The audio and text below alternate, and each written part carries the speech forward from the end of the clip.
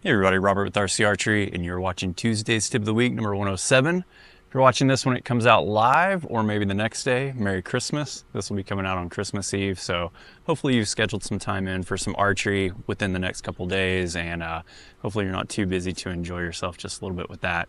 In today's video, we're going to be going over relaxing our shoulders into place at full draw. I want to kind of go over what the right shoulder position looks like, the wrong shoulder position, and go a little more in depth so you understand how to actually make this happen without forcing it to happen. So by using our body's form, draw length, and loop length, and how we're setting up with the bow. All right, when we're looking at getting our shoulders relaxed, down in place, and everything correct at full draw, we're looking at two different sides of what we need to do. The first one is your form and your fitment, how the bow is fitting you, your loop length, all that good stuff. And the second one is how we're drawing the bow, what we're using muscle-wise, the motion that our body is taking, and all that good stuff. To start out with, let's just look at our form and our fitment. The easiest way that I can help an archer get into this and see this for themselves is without the bow. If we're raising our hands up from our sides and forming a natural T position, we want to make sure that we're doing so with our shoulders staying down. So if I'm not engaging the muscles around my scapula when I'm raising my hands up, it's really easy for my shoulders to want to rise and hunch and kind of bury itself into my neck. But if I do it correctly and I have a little bit of tension in the muscles around my scapula, when I raise up my arms from my side, you can see that those shoulders want to stay down in place and everything is just kind of a little bit more seated in the joints this way.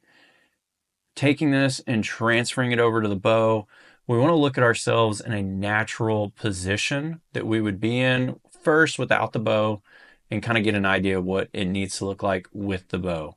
You can see with an overlay here, when I'm just moving my hand over to my face, my elbow is a little lower than it is whenever I'm actually shooting the bow, and that's a leverage issue. I need to have my elbow high enough to allow me to engage those back muscles, have the leverage to be able to hold the bow back at full draw and all that good stuff. This is going to vary depending on the type of archer you are, whether you pull hard into the back wall or don't, how much front weight you have, the style of shot you use, etc.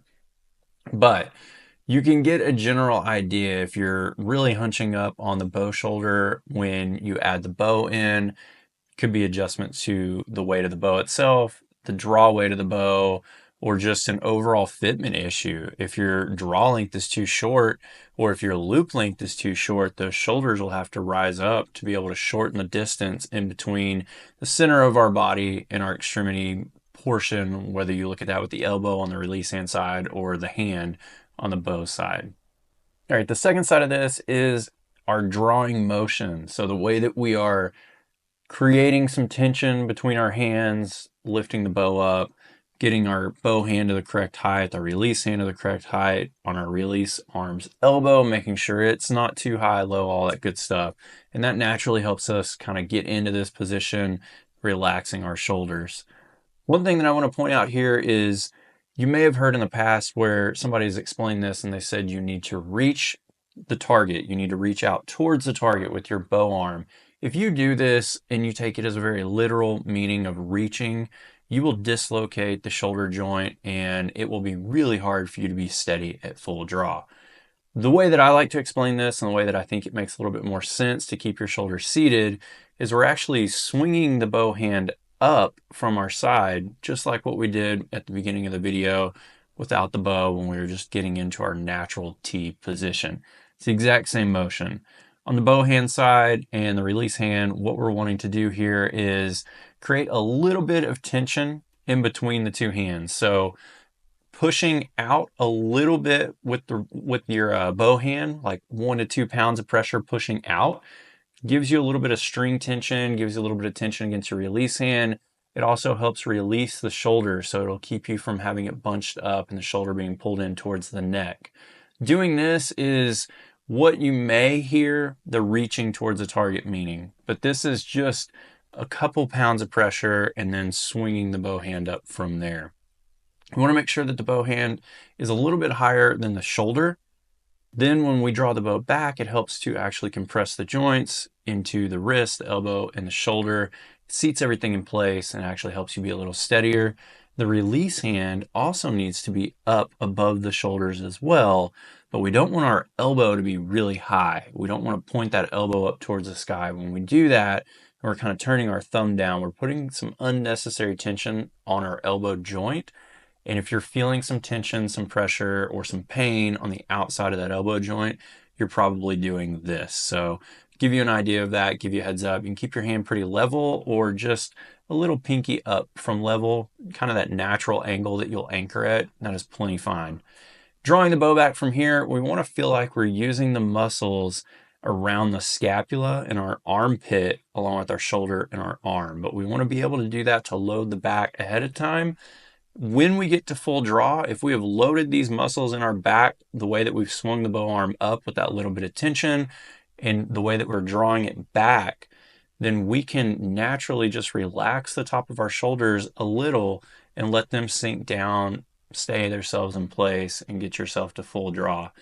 Even with me over exaggerating this motion in the video right here, you will see there's not a ton of movement of me dropping those shoulders into place.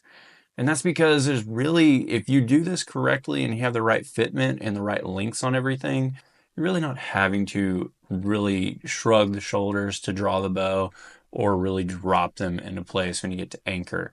If you're having to do that, you may be a little bit overbowed, draw weight may be a little bit too heavy for you. If you have a target bow, the bow itself may be a little bit too heavy for you as well. So those are some things to keep an eye on.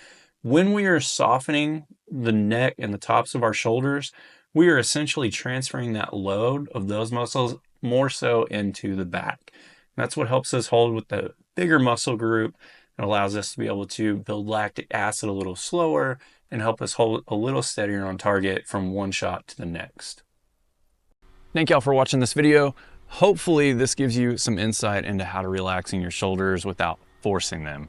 So hopefully you can take this, partner it with what you're doing, and make it work out for you as well.